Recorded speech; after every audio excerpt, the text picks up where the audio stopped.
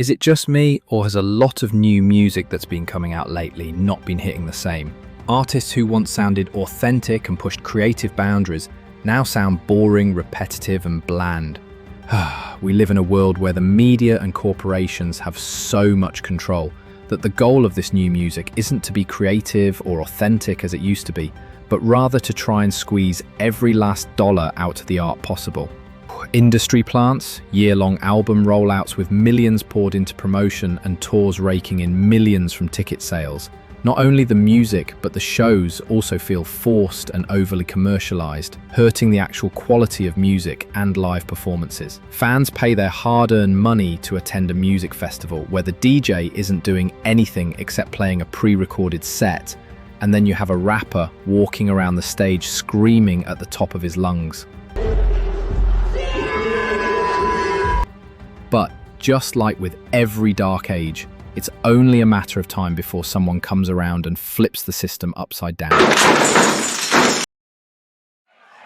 He's a tricky one to introduce because he's that talented and that charming and that lovely.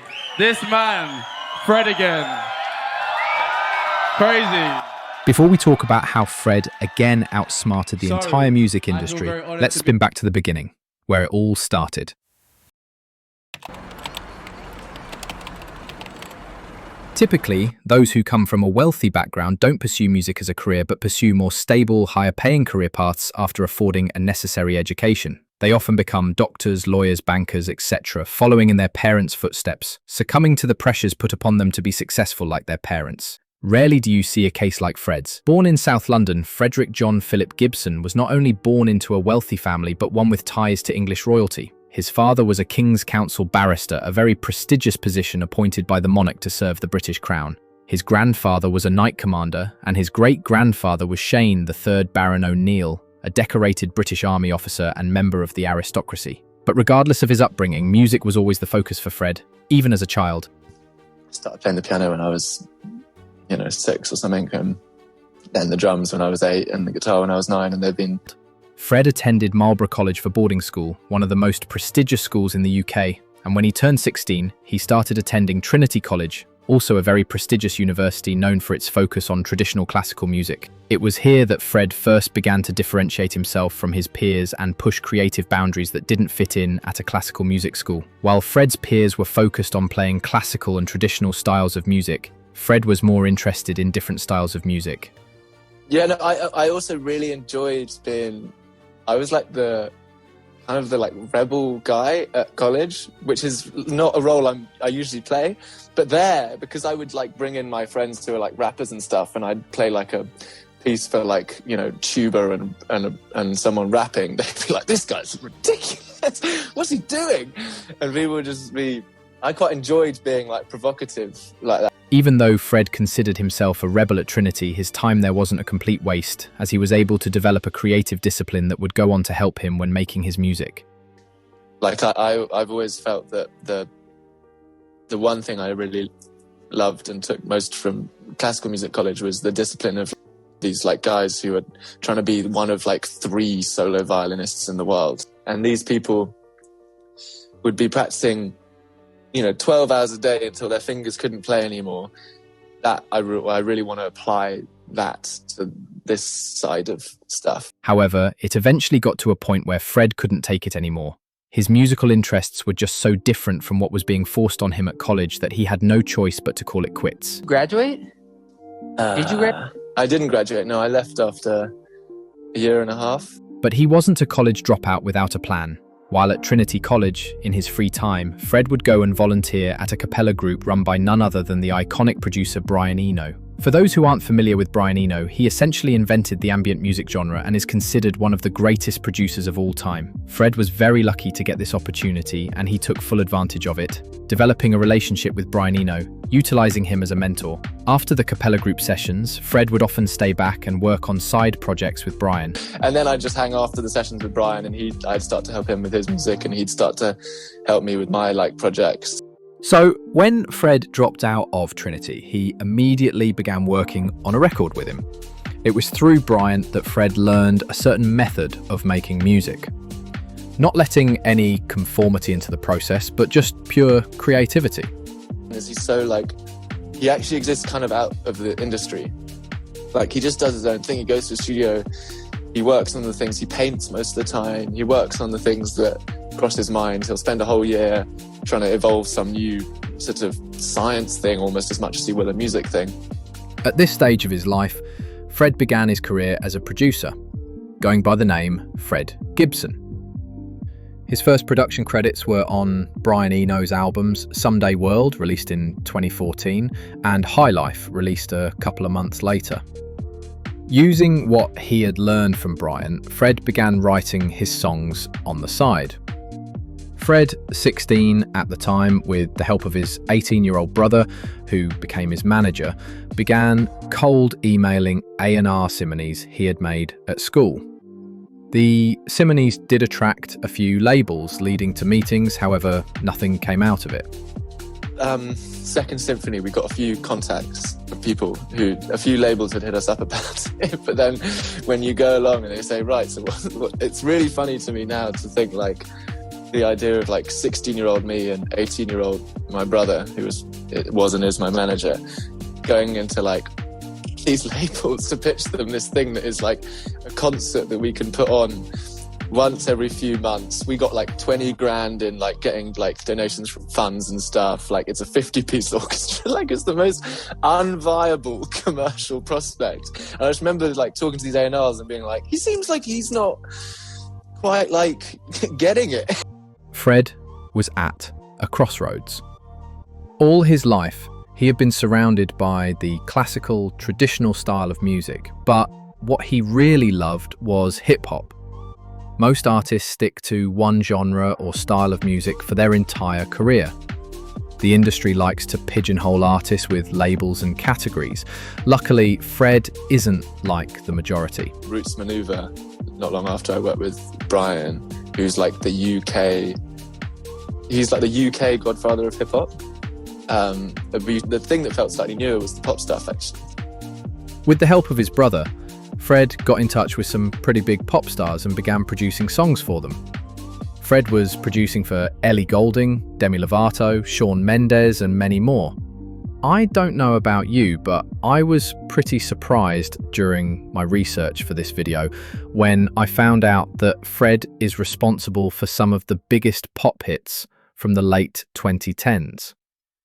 And in 2019, Fred would have his biggest breakthrough yet when he produced songs on Ed Sheeran's No. 6 collaboration project, which went #1 in 14 countries and sold 170,000 units in the first week. At this point, Fred was at the top of the pop-producing world. At just 26 years old, he had produced multiple pop hits and had made a name for himself. But still, on the inside, Fred wasn't satisfied. As previously mentioned, Fred's always described himself as a hip-hop artist. That's where his true passion lies, and it's always been like that. These pop songs were great, but something was missing. And so then there was a slight feeling of like, after a few years, there was a feeling that there was something like I needed to make that I wasn't making. In 2020, COVID seemed to come at a crucial time for Fred, putting a halt to the world and his music career. Thinking about his next move, one day during the global shutdown, Fred gets a text message. By beautiful serendipity, or maybe something bigger than that, Brian messaged me at the same time saying like... Brian Eno. Yeah, saying like, he was like, I'm cleaning my kitchen and I've left all of my iTunes on loop, and it keeps going to every time it goes to a song that I like, I run into the room and I see it's an old sketch of yours, and it was very sweet of him to say that. So he was like, you've got to go back to doing this now. Wow. Yeah, it was like, you know, I was already at the cliff, and then it was just like... That text message was all Fred needed to hear. He broke free from the pop music producer title he had earned and began working on his music. And in 2021, we finally got Fred's first full studio album, titled Actual Life. A very fitting name for the album. It's like it's a diary to me, and so although I'm trying to slow-mo certain moments, it's like that was always a very important part of it, even though... As Fred described, the album is sort of like a diary containing the dates from when it was made, and each song is named after a person he shared a conversation with, a moment that he felt he could turn into an entire song. The album centers around the authenticity of human experience and relationships with others. The feeling that I became really obsessed with was like trying to take the like very fleeting moments and like trying to like expose as much beauty as is in them. Unlike so much music today, where artists use ghostwriters and labels spend hours and money trying to perfect a hook or a verse, Fred just took simple, everyday moments and turned them into beautiful music. The simplicity of it, the authenticity, is what makes it feel so real. Actual life is proof that anything can be art, even a simple conversation or a phrase somebody says, or maybe a hummingbird flying through the air in slow motion. Actual life one feels like a love letter to someone unforgettable, a deeply personal reflection on love, loss, and everything in between. One of the most popular songs on the album came on Disc 2, initially released as a single. The track is titled "Maria, We've Lost Dancing." The song came from a simple conversation that Fred had with Maria, better known as American DJ The Blessed Madonna. During the conversation, Maria talked about what the world has lost during the COVID-19 global shutdown era. We've lost the hugs with friends and people we loved. You know, there has been so much loss. Fred sampled these words and turned them into a beautiful dance track that reflected on the loss of communal joy and the act of dancing, which everybody at the time could relate to. Realizing he had created something special, Fred went on to release Actual Life 2, the sequel, only a couple of months later in November of 2021. Similar to the first Actual Life in a lot of ways, but made during a different period in Fred's life, specifically from February 2nd, 2021 to October 15th of 2021. With Actual Life 2, Fred takes us on a journey of acceptance. During this period of his life, he was processing the grief of losing a loved one, and he initially thought that making this album would be the way he could move on. However, he realized it wasn't that simple. This album is about finding peace and moving on, even if it's a slow and difficult process. The presence of his friends throughout the album provides a sense of camaraderie, helping him navigate this new phase of life. Billy, Loving Arms, closes the album beautifully and captures the warmth of a new embrace, a new love, or maybe even the love of friends who help him through the pain. By the time Actual Life 3 came out, Fred had truly perfected his sound. The album came out in the fall of 2022, covering January through September of that year. The album consistently centers around the theme of moving on, each track bringing a new level of emotional weight, expertly produced to convey the complexity of healing and moving forward. The track list includes some of Fred's most popular songs to date, such as Delilah, Pull Me Out of This, and Danielle, Smile on My Face. What Fred again did with the Actual Life trilogy was amazing, bringing everyday moments to life through music, turning phrases and words into art, yet centering each album around the theme. However, the Actual Life albums weren't the only projects Fred was working on. In September of 2022, Fred gave us USB. Just like any other project he's made, it's not traditional, nor have we seen anything quite like it. In fact, Fred is still adding songs to it in 2025. He stated that he uses this USB album as some kind of never-ending album, where he puts songs that don't fit on a regular album or the Actual Life projects. It's essentially an open-ended project that he continues building as new material surfaces. On the project, Fred really taps into blending modern hip-hop with electronic dance music. On Baby Again, Fred collaborates with Fortet and Skrillex, two legendary DJs, to remix a Lil Baby song and make it a dance track. I mean, who would ever think Lil Baby and dance music go together? The track list doesn't stop there either. It includes bangers such as Turn on the Lights Again, another remix of an old Future song that Fred collaborated on with Swedish House Mafia. Then you have banger tracks, not remixes, where Fred collaborates with Baby Keem to make Leave Me Alone and Lil Yachty to make Stay In It. very different from the actual live projects. Fred plans to continue releasing additions to USB, potentially over the next couple of decades. The actual live projects along with USB marked Fred Again's transformation from a well-established pop producer, working quietly behind the scenes on some of the biggest hits, into a front and center artist creating raw, authentic music and pioneering the fusion of modern hip-hop with electronic sounds. Capitalizing on all this momentum, Fred Again performed live at Coachella in 2022. When you think of Coachella, you often think of overpriced tickets, 3-hour lines and $100 for lunch, all just to mediocre shows. But Fred Again's performance was worth every dollar and every wait. Then in July of 2022, Fred Again went on to do a Boiler Room set, which shattered the internet.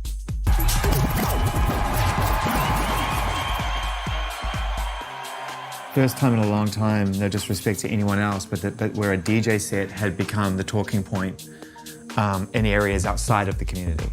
It's the first time in a long time where the concept of creating a set in a club and streaming it wasn't just being talked about on those forums or on those social media sites or on those places. People who write about music in general, were like, this shit is off the fucking chain. What was that like in that room? Because I mean, there's so many clips that have gone viral. I mean, that geezer who just like pulled up your record by accident. Energy in the room was surreal and the crowd was loving him. It became clear that Fred Again wasn't any regular DJ or live performer, but his shows were different. While many DJs stick to pressing play and hitting a few basic transitions, which is fine, Fred takes it to another level. When he performs, he plays multiple instruments, creates fresh remixes on the spot using his pad, and even sings his lyrics right in front of you. I was fortunate enough to attend one of his shows last year, and I can confirm that it was the best live performance I've ever attended. Unlike other shows I've been to, at Fred's I felt a genuine connection with him. I bought a cheap ticket way up in the nosebleeds, and based on past experiences at other shows, I fully expected I wouldn't see him up close. But midway through, he came up to our section and performed right in front of us, which was cool. At one show in Sydney, Australia, Fred Again went as far as to sample the noise of the crowd and mix it into the performance live. So when I go like this, you guys make noise, and when I go like this, you stop, okay? So it's like this, 1, 2, 3.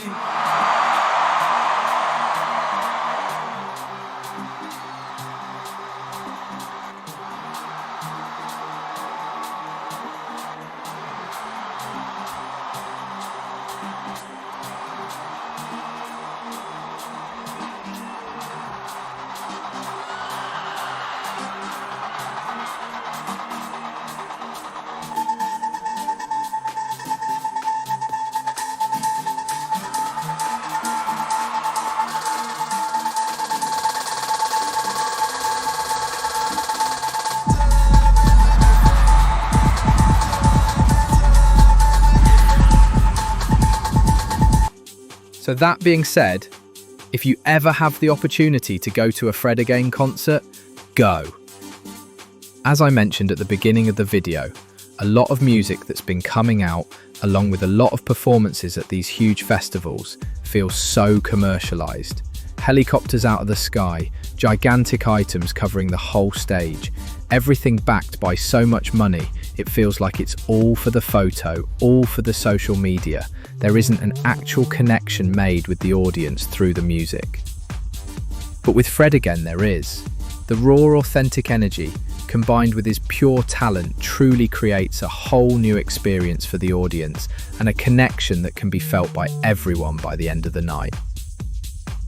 Fred's rise to where he is now is like no other. He never let the industry pigeonhole him into one genre. He continued to create freely, moving from sound to sound based on his intuition and what he felt in the moment. It's evident that he doesn't care what others think. He just makes whatever he feels like making. The last couple of years, we've seen a new style from Fred Again on projects Secret Life, released in 2023, and 10 Days, released in 2024. Secret Life is a collaborative ambient album between Fred and his mentor, mentioned earlier, Brian Eno.